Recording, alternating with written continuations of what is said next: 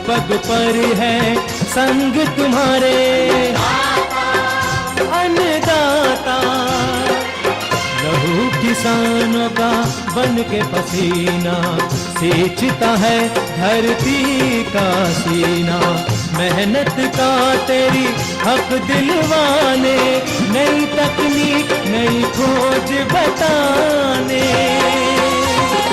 पशुधन को गुणवान बनाना, पौध सुरक्षा को सिखलाना, खेती के सब गुर समझाने, भारत का सरताज बनाने।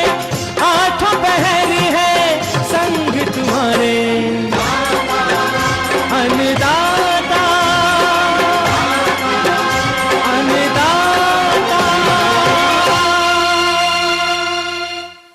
नमस्कार, मैं श्वेता आप सभी दर्शकों का अन्नदाता कार्यक्रम में स्वागत करती हूं। हर रोज की तरह कार्यक्रम में हम लेकर आते हैं खेती बाड़ी से जुड़ी हुई बहुत सी लाभकारी जानकारियां। तो चलिए सबसे पहले देखते हैं क्या है विशेष आपके लिए आज के कार्यक्रम में। अनाज श्रेणीकरण यंत्र पर जानकारी।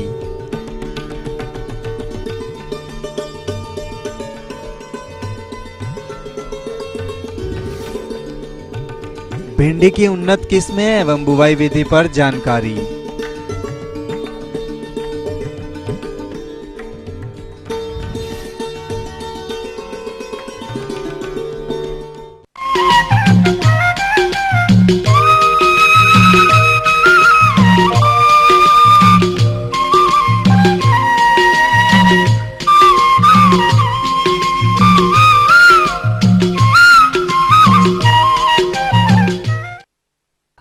हमारे प्रदेश में रबी फसलों की कटाई का कार्य चल रहा है, तो कहीं पर फसलें परिपक्व अवस्था लिए खेतों में कटाई हेतु तैयार है, लेकिन इन फसलों के उत्पाद का बहुत से किसानों को अच्छा बाजार भाव नहीं मिल पाता है, जिसका प्रमुख कारण है कि किसान भाई सही तरीके से उत्पाद की सफाई एवं श्रेणीकरण नहीं करते हैं।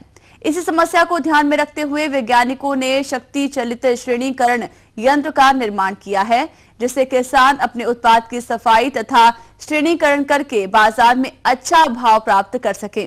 तो ये श्रेणीकरण यंत्र कैसे काम करता है, इसकी कीमत कितनी है एवं इस यंत्र पर शासन द्वारा कितना अनुदान है, इसकी समस्त जानकारी के लिए देखिए ये विशेष प्रस्तुति। किसान भाइयों, यदि बाजार में आपको उत्पाद का अच्छा बाजार भाव चाहिए तो आपको अपने उत्पाद की गुणवत्ता अच्छी बनाए रखनी होगी, जिसमें उत्पाद का श्रेणीकरण करना प्रमुख है। और इस प्रक्रिया के लिए कृषक अक्सर मजदूरों के ऊपर निर्भर रहते हैं, जो कि आमतौर पर खुली हवा में अनाज को ऊपर से नीचे गिराते हैं, जिससे उनमें मौजूद चारा तथा हल्के फसल अवशेष तो अलग हो जाते हैं, किंतु बीच में कंकर, मिट्टी जैसे अवांछनीय पदार्थ रह जाते हैं। साथ ही आकार के हिसाब से दानों का श्रेणीकरण भी नहीं होता है। इतना ही नहीं, मजदूरों से श्रेणीकरण कराने पर एक तो समय व श्रम अधिक लगता है, वहीं दूसरी यह अपेक्षाकृत महंगा भी रहता है। यदि आमतौर पर देखा जाए तो मजदूरों के द्वारा अनाज की श्रेणीकरण कराने पर लगभग 20 रुपए प्रति क्विंटल का खर्च आता है, और कभी कभी समय पर मजदूर नहीं मिलते हैं, जिसके कारण उत्पाद को बाजार में यूं ही भेजना पड़ता है, जिससे उत्पाद का अच्छा भाव नहीं प्राप्त होता है, और इस प्रकार भी किसान भाइयों हानि उठानी पड़ती है। किसान भाइयों, आपकी इन्हीं समस्याओं को ध्यान में रखते हुए कृषि वैज्ञानिकों ने ग्रेडर मशीन का निर्माण किया है। इस ग्रेडर यंत्र में आधे हॉर्स पावर की मोटर लगी होती है, जो कि घरेलू बिजली से चलाई जा सकती है। इसमें एक ब्लोअर लगा होता है। इस ब्लोअर की सहायता से अनाज में भूसा मौजूद रहता है, उसे आसानी से अलग किया जा सकता है। और इसमें श्रेणीकरण के लिए डबल स्क्रीन छलनी लगी होती है, जिसमें से 3 प्रकार की ग्रेडिंग होती है। इसके द्वारा मोटे कंकर पत्थर अलग हो जाते हैं, दाना बीच वाली छलनी में आ जाता है, जिससे बड़ा दाना अलग हो जाता है, तथा अनाज के टुकड़े व बारीक कंकर पत्थर भी अलग हो जाते हैं। इस श्रेणीकरण यंत्र के साथ 5 प्रकार की छलनियाँ आती हैं।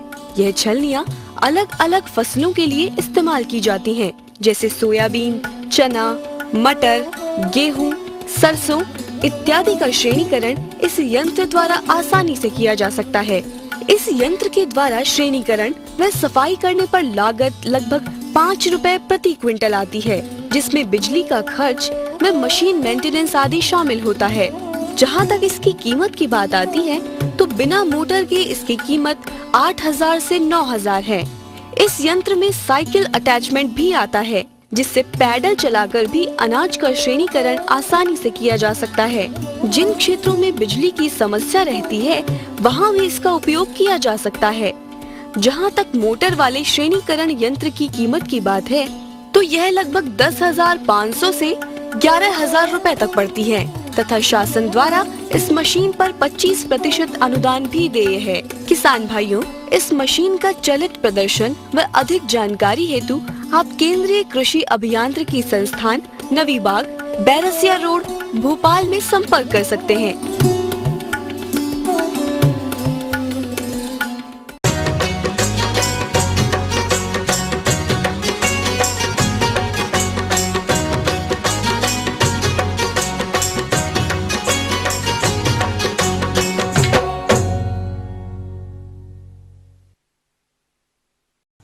सब्जियों के अंतर्गत जो किसान ग्रीष्मकालीन भिंडी की बुआई करना चाहते हैं उनके लिए उचित समय है, किंतु अधिक उत्पादन प्राप्त करने के लिए आपको भिंडी की बुआई करते समय खेत में उचित नमी, उन्नत प्रजातियों का चयन और बुआई की विधि का सही ध्यान रखना होगा। अतः वैज्ञानिक ढंग से ग्रीष्मकालीन भिंडी की बुआई के विषय पर जानकारी के लिए हमारे बीच उपस्थित हैं एक विषय विशेषज्ञ डॉक्टर बीपी शाही। किसान भाइयों, चूँकि ग्रीष्मकालीन भिंडी की बुआई के लिए समय है, फरवरी और मार्च के महीने में हम ग्रीष्मकालीन भिंडी की बुआई की बात करते हैं। किसान भाइयों, सबसे पहले जो मिट्टी की बात होती है तो हमारी बलुई दोमट भूमि जिसमें जल निकास का और जल निकास का उचित प्रबंध और जीवांश की अच्छी मात्रा हो, वो हमारी भिंडी के लिए उपयुक्त होती है। कोई भी फसल अगर हम लेते हैं तो किसान भाइयों सबसे महत्वपूर्ण चीज़ होती है कि सही प्रजाति का चयन। जो भी फसल है तो चूँकि किसान भाइयों जो हमारी इस समय प्रजाति है भारतीय सब्जी अनुसंधान से विकसित की गई प्रजाति हैं VRO6, VRO5 और IIVR10। आपके अर्का अनामिका, पूसा A4, वर्षा उपहार, पर्वनी क्रांति, ये हमारी जो प्रजातियां हैं ये भिंडी के लिए उपयुक्त हैं।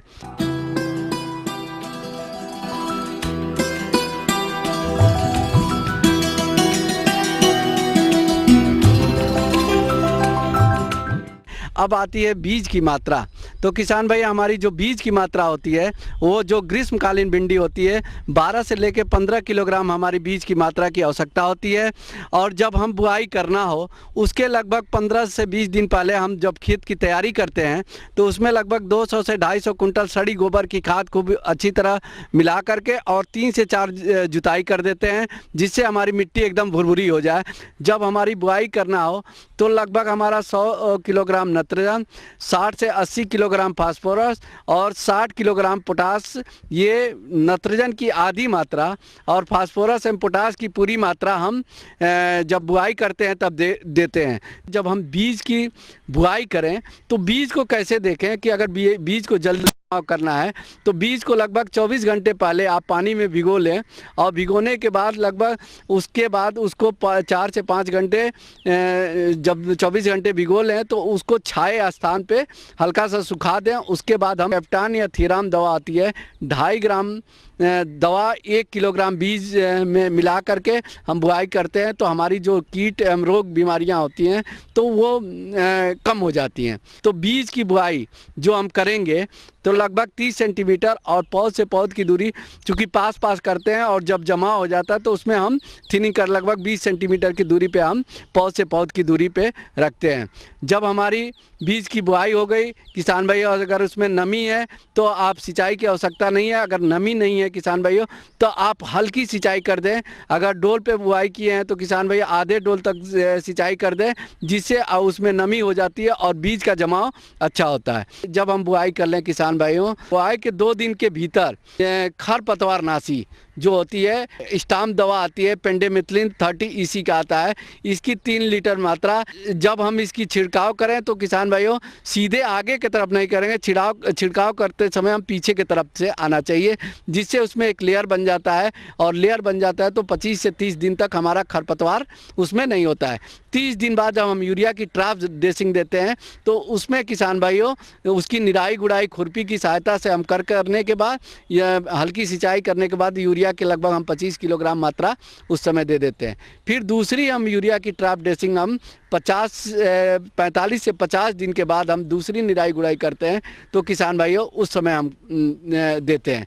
बीच बीच में किसान भाइयों जब हमारी फूल आना शुरू हो जाए और लगभग हमारी 50 से 55 की दिन के क्रॉप हो जाए और 55 से 60 दिन के बीच में, तो आप एक NPK मात्रा आती है 18-18-18 19-19-19, इसकी 7 से 8 ग्राम मात्रा घोल बना करके इसकी छिड़काव कर दें। ये थी कुछ उपयोगी जानकारियां। अब लेते हैं एक छोटा सा ब्रेक, जल्द लौटेंगे और कार्यक्रम में आगे है महत्वपूर्ण जानकारियां। बने रहिए हमारे साथ। बकरियों में लगने वाले रोगों से बचाव एवं निदान पर जानकारी।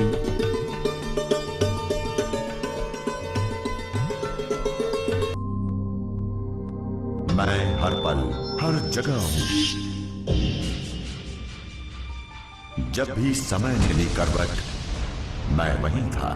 आने वाली सरकार जब भी कोई दौर गुजरा है मैं वहीं था। आंखों में किसी के गम थे, चाहे चेहरों पर किसी के खुशी, तब भी मैं वहीं था। कैसे भी हालात रहे हों, बिना खौफ हम डटे रहे। मैं हर पल हर खबर में हूं, पूरी सच्चाई और लगन के साथ। ETV न्यूज, खबर ही जीवन है।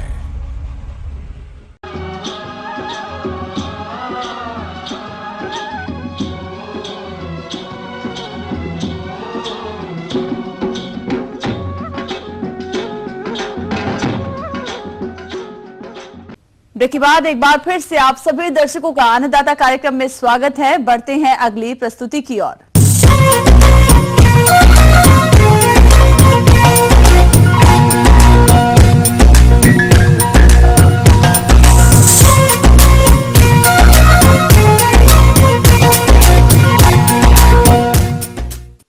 बकरी पालन व्यवसाय को आप तभी सफलतापूर्वक चला सकते हैं जब आप बकरियों में लगने वाले रोगों जैसे निमोनिया तथा खुरपक्का, मुंहपक्का के अलावा परजीवियों की समस्या से बच सकेंगे, अन्यथा ये व्यवसाय घाटे की तरफ चला जा सकता है। अतः बकरियों की देखरेख एवं रोगों तथा परजीवियों से कैसे बचाएं, इस विषय में जानकारी के लिए हमारे संवाददाता ने संपर्क किया बिहार पशु चिकित्सा महाविद्यालय पटना के डॉक्टर अनिल कुमार से। तो उन्होंने क्या जानकारी दी, आइए देखते हैं इस अंश के माध्यम से। किसान भाई, सबसे पहले विषाणु जनित रोगों के विषय में कुछ बतलाना चाहते हैं, जो कि बहुत ही महत्वपूर्ण है। एक बहुत ही महत्वपूर्ण बीमारी होती है जिसका नाम है चेचक। चेचक जो है ग्रामीण पशुओं में, बकरियों में बहुत ही ज्यादा होता है, और इसके खासकर ये जो मुंह पे, आंख पे, कान पे ये जो है दाने निकल जाते हैं, जो कि सब गोल गोल होते हैं। शुरुआत होते हैं, बाद में वो भर के गोल गोल सा हो जाता है, जिससे कि पशु जो है अगर रोग बढ़ने लगता है तो पशु को निमोनिया भी हो जाता है, और इसका जो है चमड़े का जो क्वालिटी है भी घट जाता है, और पशु कमजोर हो जाता है, और अंत में इसकी मृत्यु हो जाती है। इसका बेस्ट उपाय है कि इसका टीकाकरण कराएं। साथ ही साथ पशुओं को, स्वस्थ पशु को जो अलग रखें बीमार पशु से, और इसका जो भी ट्रीटमेंट है ऊपर से जैसे टिंचर आयोडीन का घोल लगा सकते हैं। साथ ही साथ कुछ एंटीबायोटिक दे सकते हैं, लेकिन इसका अल्टीमेटली जो मुख्य रूप से जो बचाव है वो टीकाकरण ही है। उसी प्रकार एक और बीमारी होती है खुरहा चपका, खुरपक्का एंड मुंह पक्का रोग, जिसमें कि पशु बकरियों में जो होती है मुंह में छाले पड़ जाते हैं और कभी लार गिरने लगता है। पशुओं के खुर में भी ये जो है फफोले हो जाते हैं, जिससे पशु लगने लगता है, और बुखार भी हो जाता है साथ, जिससे के चलते पशु जो है अंत में कमजोर होकर खाना पीना छोड़ देता है, मर जाता है। इसके लिए इसका भी टीकाकरण ही बहुत एकमात्र उपाय है। 3 महीने से उम्र के बच्चों को टीकाकरण दे रहे हैं। उसका साल में ये जो टीका जो है इसका 2 बार दिया जाता है। तथा सबसे बड़ी इंपॉर्टेंट बात है, अगर बीमारी हो जाए तो घर में उपाय है, अगर खुर में अगर घाव हो जाते हैं तो नीम के पत्तों को आप बॉयल कर सकते हैं, खौला कर जैसे आदमी आधा किलो नीम का पत्ता ले लें, कच्चा पत्ता, और उसको बॉयल कर लें। जब 100 ग्राम बच जाए पानी, उसके घाव से उसको धो सकते हैं। साथ ही साथ मुंह में अगर घाव हो जाता है तो बोरोग्लिसरीन बाजार में उपलब्ध होता है, उसको लगाएं। कुछ होम्योपैथिक औषधियाँ भी हैं, जैसे कि मर्क्यूरियस सोल जिसको कहते हैं, मक्सोल 200, अगर लार गिरता हो और मुंह में घाव हो गया हो तो मक्सोल, बोरेक्स इत्यादि औषधियाँ हैं जिसका इलाज किया जाता है। और जो भी बीमार पशु है उनको स्वस्थ पशु से अलग कर दें, उनका दूषित चारा स्वस्थ पशुओं को ना खिलाएं। इस प्रकार से आप इस बीमारी से बच सकते हैं। दूसरा एक बीमारी है जीवाणु जनित रोग में हम आ जाए तो जीवाणु रोग में इंट्रोटॉक्सीमिया बहुत ही खतरनाक रोग है यह। अगर इसका उचित इलाज न किया जाए तो यह पशु मर जाता है। इंट्रोटॉक्सीमिया जो है जीवाणु जनित क्लोस्ट्रीडियम इसका प्रेफरेंस होता है। एक्चुअली होता क्या है कि यह जो इनके आंतों में नॉर्मल रूप से या बैक्टीरिया या जो इनके पेट में या आंतों में जो नॉर्मल रूप से रहता है, कभी कभी अचानक से ज्यादा चारा खा लेना या अचानक चारे में परिवर्तन कर देने से यह जो बैक्टीरिया है ग्रोथ करने लगता है और टॉक्सिन रिलीज करता है, जो कि उसके रक्त में चला जाता है और रक्त में चलकर भिन्न भिन्न प्रकार के लक्षणों को प्रस्तुत करता है। जैसे पशु में पेट दर्द होगा, लड़खड़ाना शुरू हो जाएगा, एक उसका जो पोस्चर है जैसे खड़ा है नॉर्मल उसमें चेंज हो जाएगा, टैक्सिया लंगड़ा कर चलेगा। जो है रोकथाम का उपाय है कि अगर शुरुआत में अगर बीमारी को पकड़ा जाए तो एंटीबायोटिक औषधियां दी जा सकती हैं, लेकिन बेस्ट उपाय है इसका सबसे सफल तरीका है टीकाकरण कराएं। दूसरी बीमारी है बैक्टीरिया से जनित रोग जिससे निमोनिया होता है। जो प्रायः सर्दियों में इसमें निमोनिया के कारण जो है पशु खांसने लगता है, आंख नाक से पानी गिरने लगता है, पशु जो है सांस लेने में कठिनाई होने लगती है और पशु में कई मृत्यु हो जाती है। इसके लिए भी प्रतिजैविक औषधियां हैं, जैसे एंटीबायोटिक्स हैं, जो कि अगर इनको अगर अच्छा से एंटीबायोटिक्स दिया जाए, साथ ही साथ दर्द निवारक औषधियां दें तो इसको खिलाने से इस बीमारी से आप बचते हैं। दूसरी एक जीवाणु से बाहरी परजीवी रोग में मुख्यतः दो रोग से होते हैं, अंतः परजीवी जो पेट में होते हैं और बाह्य परजीवी जो बाहर में जो होते हैं। तो अंतः परजीवी में मुख्यतः जो हिमोंकस और ट्राइकोस्ट्रैंगुलस कारण जो है अंतः परजीवी जो होता है बहुत ही लोगों को परेशान करता है। इस बीमारी से यह जो है जो पशु जो है घास में चरने जाते हैं तो इनके जो अंडे होते हैं घास के ऊपरी भाग में जमा रहते हैं और पशु उनको खा लेते हैं, जिससे कि यह बीमारी से ग्रसित हो जाते हैं। पशु का पेट ये घड़े का समान हो जाता है, रक्त भी चूसता है, जिससे पशु को अंदर में भी पोषक तत्वों की कमी हो जाती है और पशु अंततः मर जाता है। तो इसके लिए हम लोग क्या करते हैं, एल्बेंडाजोल, फेनबेंडाजोल 10 मिलीग्राम पर केजी बॉडी वेट के हिसाब से हम लोग इसको खिलाते हैं। और किसान भाइयों आपको बता दें कि जो भी परजीवी की दवाइयां हैं कम से कम साल भर में 3 बार जरूर दें, खासकर बरसात के पहले और बरसात के बाद में। ये जो दवाइयां जो है एल्बेंडाजोल, फेनबेंडाजोल, आइवरमेक्टिन जो है 1 ml जो उसकी दवाइयां उपलब्ध होती हैं वो पर 50 किलो बॉडी वेट पर हम लोग चमड़े के अंदर हम लोग देते हैं। लीवर फ्लूक जो बीमारी होती है ये भी जो है बकरियों में होता है, यह उन स्थानों पर जहाँ ज्यादा होता है जहाँ पर पानी जमा हो। इसके लिए भी जो फिल्म दवाइयां उपलब्ध है, ट्राइकाल्बेंडाजोल जो कि बाजार में उपलब्ध है और उसको 12 mg पर केजी वेट के हिसाब से एक बार 21 दिन के अंतर पर हम लोग उसको खिलाते हैं। तो इस प्रकार से आप पशुपालक भाई आप अपने पशुओं का उचित देखभाल बीमारी से बचाव कर सकते हैं और कोई भी बीमारी हो तो तुरंत पशु चिकित्सक से परामर्श अवश्य लें।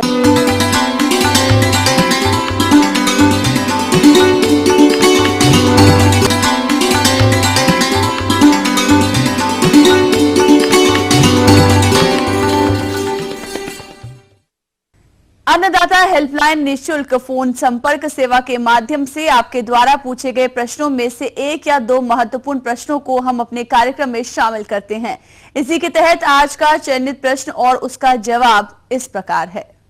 जिला पटना के कृषक अजय कुमार, आप अन्नदाता निःशुल्क फोन सेवा के माध्यम से दुधारू पशुओं में आने वाली समस्याओं के प्राथमिक उपचार के बारे में जानकारी चाहते हैं, तो आपकी जानकारी के लिए प्रस्तुत है कार्यक्रम का यह अंश। कभी कभी क्या होता है कि पशुओं में अचानक बीमारी के लक्षण उभर आते हैं या फिर किसी दुर्घटना बस ऐसी स्थिति उत्पन्न हो जाती है कि पशु को तुरंत चिकित्सीय परामर्श की आवश्यकता होती है। लेकिन कभी कभी ऐसी स्थिति उत्पन्न हो जाती है कि तुरंत चिकित्सीय परामर्श की आवश्यकता होती है, तो ऐसी स्थिति में पशुपालक भाई खुद से उसका आकस्मिक उपचार कर सकते हैं ताकि पशु चिकित्सक के आने तक उसकी हालत और खराब ना हो। तो आज हम कुछ ऐसी स्थितियों के बारे में चर्चा करेंगे। सबसे पहला है पशु के गले में कुछ अटकना। क्या होता है, कभी कभी कुछ बड़े आकार के खाद्य पदार्थ जैसे कि आलू, नाशपाती या फिर कुछ बड़े आकार के खाद्य पदार्थ खा लेने से पशु के गले में अटक जाता है।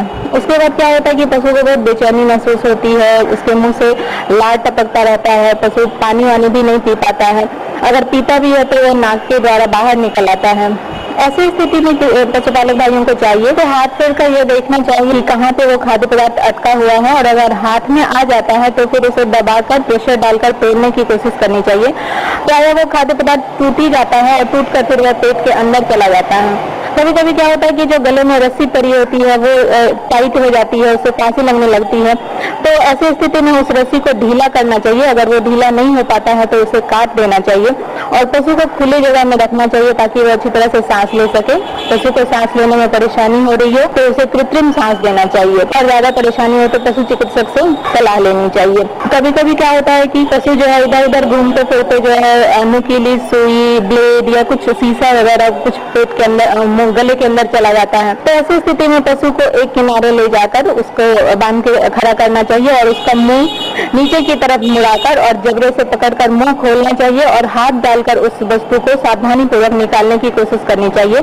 अगर निकल जाता है तो ठीक है, नहीं तो गर्म पानी का गुनगुना घोल पिलाकर उसे उल्टी कराने का प्रयास करना चाहिए ताकि वो जो गले में पदार्थ अटकी हुई है वो निकल जाए। दूसरा है, कभी कभी पशु का जो है कान बहता रहता है। कान बहते रहने की स्थिति में पशु के कान को गर्म पानी से और रुई से जो है अंदर बाहर की तरफ साफ करना चाहिए, और 50 ग्राम सरसों के तेल में 5 ग्राम लहसुन को खूब गर्म करके उस तेल को ठंडा करके छानना चाहिए और कान में फिर डालने से कान के बहने में वो मददगार होता है। और फिर कभी कभी चोट लगने से या कीड़े मकोड़े की वजह से कान के अंदर जो है वो घाव हो जाता है। घाव करने के बाद वहाँ मवाद पड़ जाता है और मक्खियां भिनभिनाती रहती हैं, वो उधर से बदबू आती है। मक्खियों के भिनभिनाने की वजह से पशु जो है वो कान फड़फड़ाता रहता है। ऐसी स्थिति में पोटास, जिसे कि हम लाल दवा भी कहते हैं, उसको हल्का गर्म करके उस कान के अंदर और बाहर की सफाई करनी चाहिए। ज्यादा परेशानी होने से पशु चिकित्सक को बुलाना चाहिए।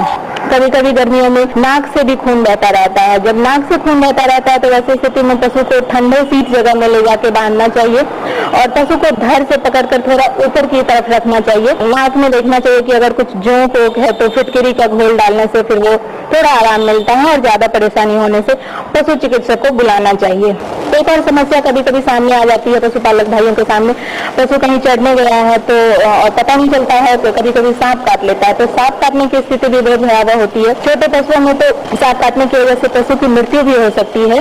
बड़े पशु में मृत्यु बहुत कम देखा जाता है। उन बड़े पशुओं में जो है तंत्रिका तंत्र की यानी दिमागी परेशानी दिखती है, और अलग अलग सांपों का जो विषक्रिया करने का है वो अलग अलग होता है। कुछ सांपों का जहर जो है तंत्रिका तंत्र पे ज्यादा असर करता है, कुछ सांपों का जहर जो है वो खून पे असर करता है, खून में वो जहर फैलाता है। तो अगर जहरीले सांप काटने की आशंका है तो हम देखते हैं कि जहाँ पे जिस जगह पे सांप काटा हुआ है वहाँ पे दांत के निशान होते हैं, दांत के घाव के निशान होते हैं, और अगर जहरीले सांप को हमने काटा है तो वहाँ पे दांत के 2 बड़े निशान होते हैं जो कि विषदंत के निशान होते हैं। और अगर साधारण सांप ने काटा है तो बस छोटे छोटे निशान होते हैं और वो ज्यादा खतरनाक नहीं साबित होते हैं। अगर जहरीले सांप के काटने की आशंका हो तो सबसे पहले उस काटे हुए जगह पे करीब आधा सेंटीमीटर का चीरा लगाना चाहिए ताकि जो जहर अंदर डाला गया है वो बाहर निकल जाए, और उससे थोड़ा ऊपर जो काटे हुए जगह से थोड़ा ऊपर बंधक डालना चाहिए ताकि वो जो जहर डाला है वो पूरे शरीर के अंदर न फैल जाए। और उस जगह पे बहुत सारा पानी से अच्छे से धोना चाहिए, और जो बंधक हमने लगाया है उसे 20 मिनट पे 1-2 मिनट के अंतराल पर उसको खोलते रहना चाहिए ताकि आगे रक्त परिसंचरण में परेशानी ना हो, और इससे आगे के इलाज के लिए सांप के काटने की स्थिति में पशु चिकित्सक से संपर्क करना चाहिए। तो इस तरह इन छोटी छोटी बातों को ध्यान में रखकर पशुपालक भाई विषम परिस्थिति में अपनी सूझबूझ से अपने पशुओं की जिंदगी की रक्षा कर सकते हैं और उसे अथाह पीड़ा से बचा सकते हैं। धन्यवाद। ग्राम महुआ टोली, जिला रांची के कृषक चंद्रपाल, आप अन्नदाता निशुल्क फोन सेवा के माध्यम से आम में फल झड़ने की समस्या के बचाव के बारे में जानकारी चाहते हैं, तो आपकी जानकारी के लिए प्रस्तुत है कार्यक्रम का यह अंश। दाना लगने के स्टेज में जब फूल खिल जाए और दाना लगने लगे तो कोई इंसेक्टिसाइड का स्प्रे नहीं करना चाहिए। दूसरा स्टेज आपका आएगा किसान भाइयों को, जैसा आपने कहा, बड़ी माकूल प्रश्न कहा कि अभी किसान क्या करें, तो दाना आ जाने के बाद में मैंगो में खास करके दाना झरने का, फल झरने की समस्या बड़ी विस्तृत रूप से आती है, और ऐसे जेनेटिकल कॉज भी है, उसका इन्वायरमेंटल कॉज भी है। उसके लिए किसान भाई को चाहिए कि जैसे ही दाना लगे तो दाना लगते ही आप प्लानो फिक्स करके, एक व्यवहारिक नाम है उसका, व्यापारिक नाम प्लानो फिक्स, एक्चुअली केमिकली है NAA, नेफ्थेलिन एसिटिक एसिड उसको कहते हैं। उसका 200 ppm पार्ट पर मिलियन के हिसाब से, ऐसे आप व्यवहारिक तौर पर उसको 5 ml 10-12 लीटर पानी में घोल करके इसका भी 3 स्प्रे करके, फल जब मटर से भी बढ़ जाए तो 15 दिन के अंतर पर, इसका मतलब कि मिडिल ऑफ फरवरी से आप करें, अगर मार्च आ गया तो अभी एक करें, एक 15 मार्च को करें, फिर अकॉर्डिंग टू वैरायटी। ये नहीं कि अगली वैरायटी का फल जब बड़ा हो जाएगा तो उस पर उतना काम नहीं करेगा जितना कि ये काम करेगा। तो किसानों को अभी फिलहाल आपको ये चीज करना बहुत आवश्यक है।